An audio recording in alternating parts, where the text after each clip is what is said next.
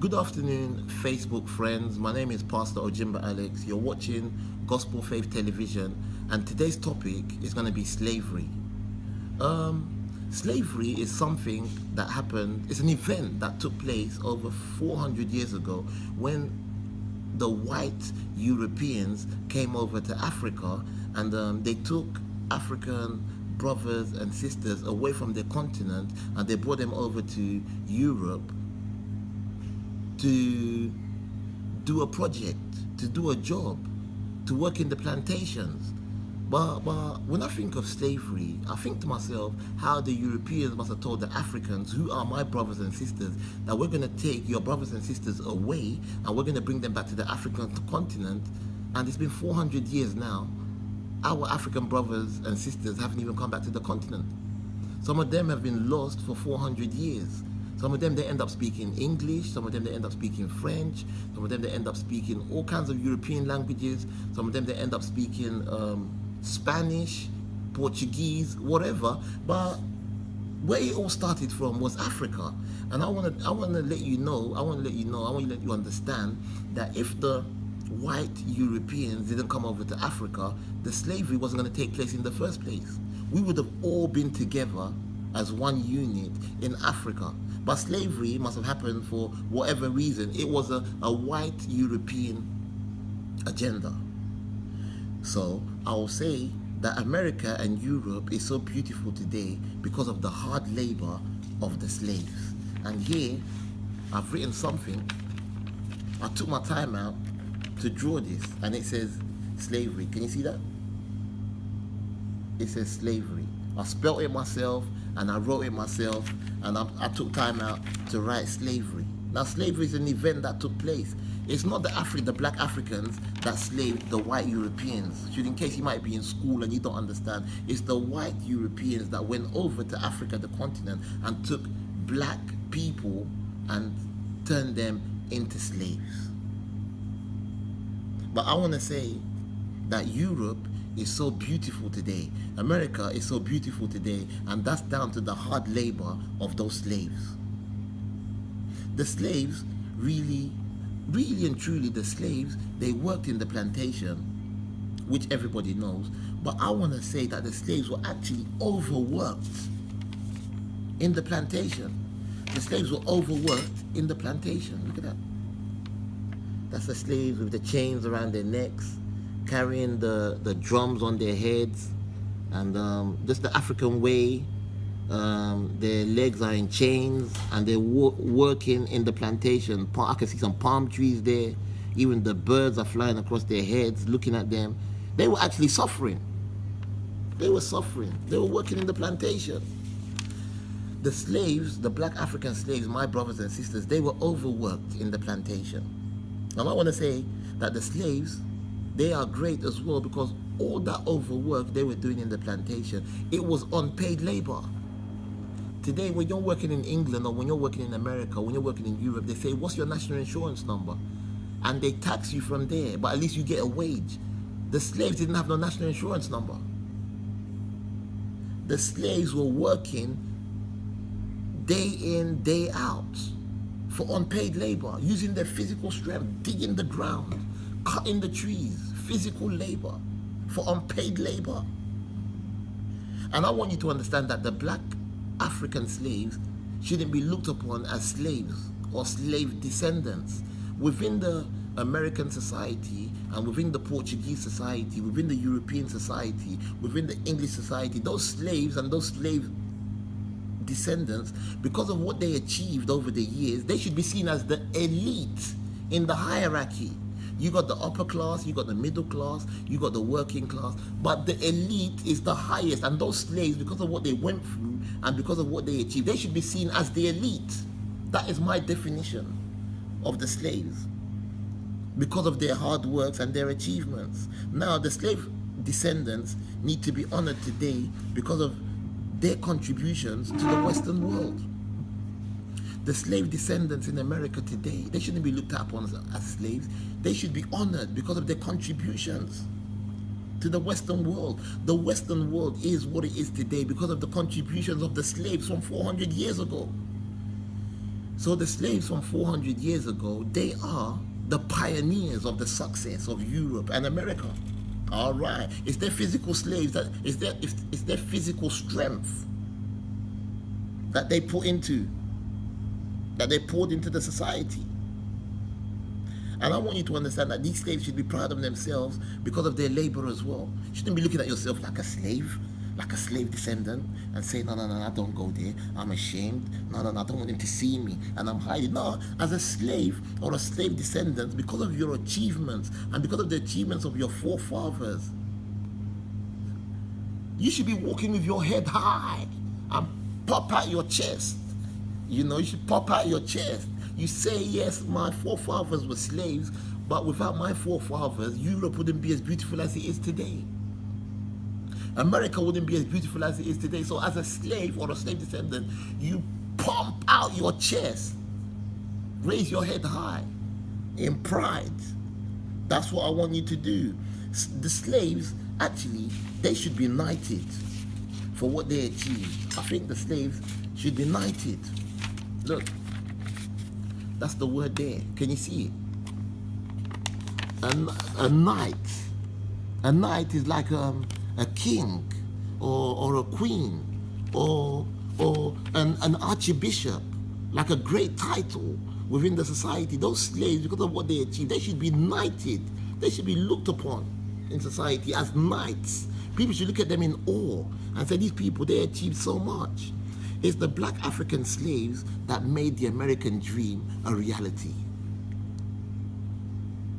It's the black African slaves that made the European dream a reality. Because the Americans, they had the idea there. The Europeans, they had the idea there, but they couldn't carry it out. It was only a dream. They had that dream for thousands of years. They had that dream for millions of years, but they couldn't do it. But it's when they imported the African slaves over to America, it's when they imported the African slaves over to Europe, that dream became a reality. So props to the American slaves for what they achieved. The American slaves, in my books, they are heroes. And the female African slaves, they are heroines. If there's a word called heroines, I'm not too sure, but I wrote heroes because that's the one I'm sure about. The African slaves, when I read the history and when I look at the videos for what they achieved in a raw plantation, they are heroes, forever heroes, forever heroes. That's what they are, forever heroes. The African slaves, actually, because of what they achieved, they should be, it's the black man's face that should be on the American currency and on the English currency because of what they achieved. Oh yes, what they achieved cannot be forgotten. And I think one way to reward the black African slaves that were taken from Africa is to put their faces on the African and European and American currency. That would be a great way to reward the Africans. And black Africans are today proud of their slave brothers and sisters that were taken away.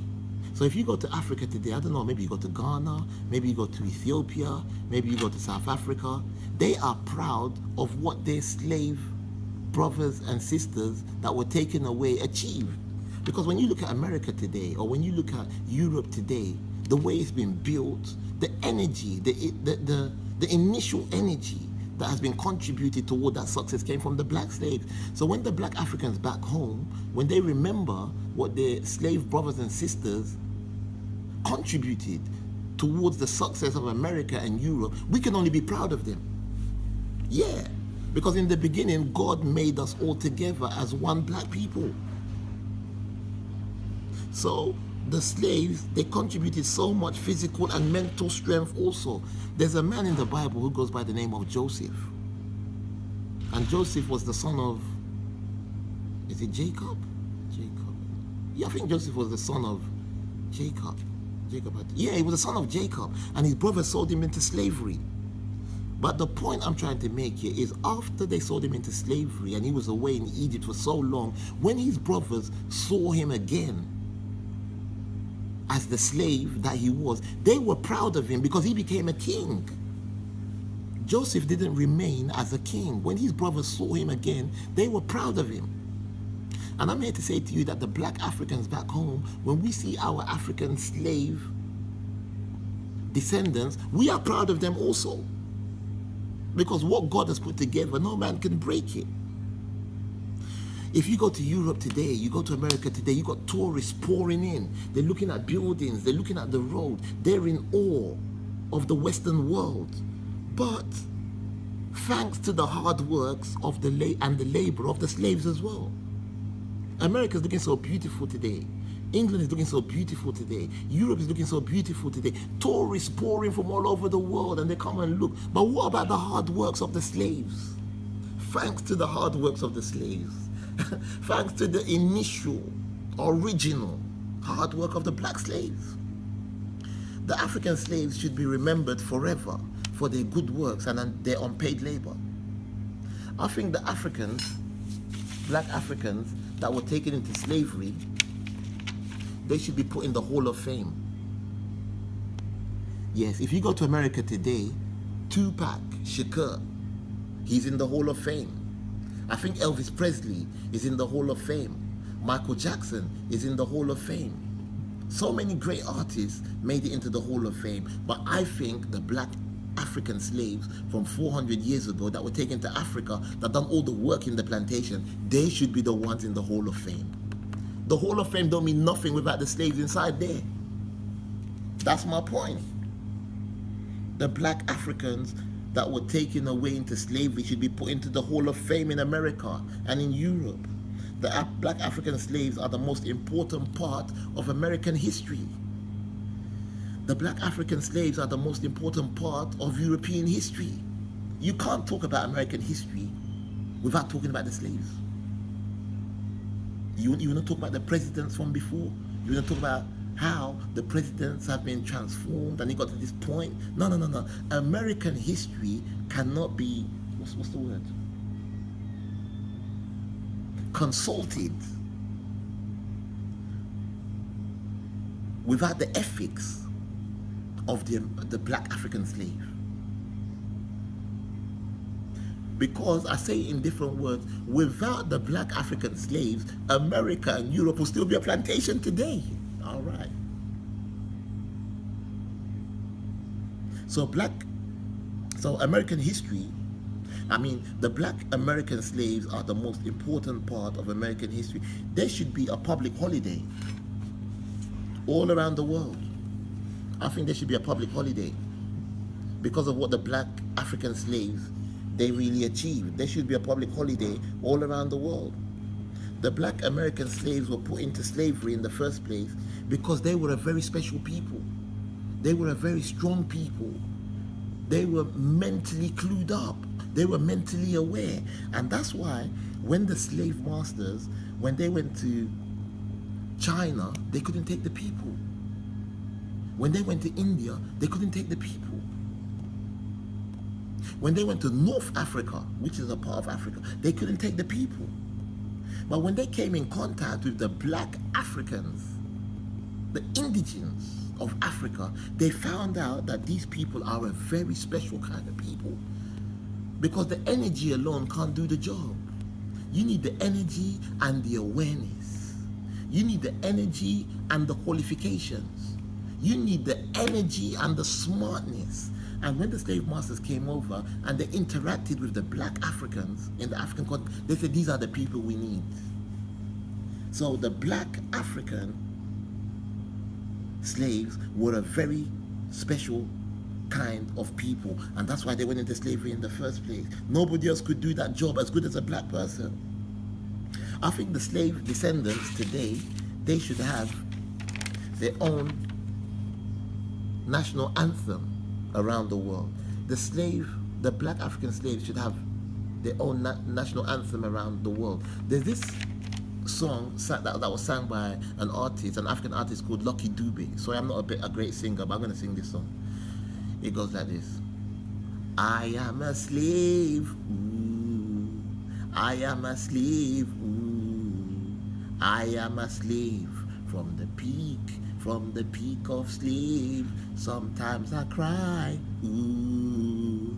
Lord, I cry, ooh, Lord, I cry from the people.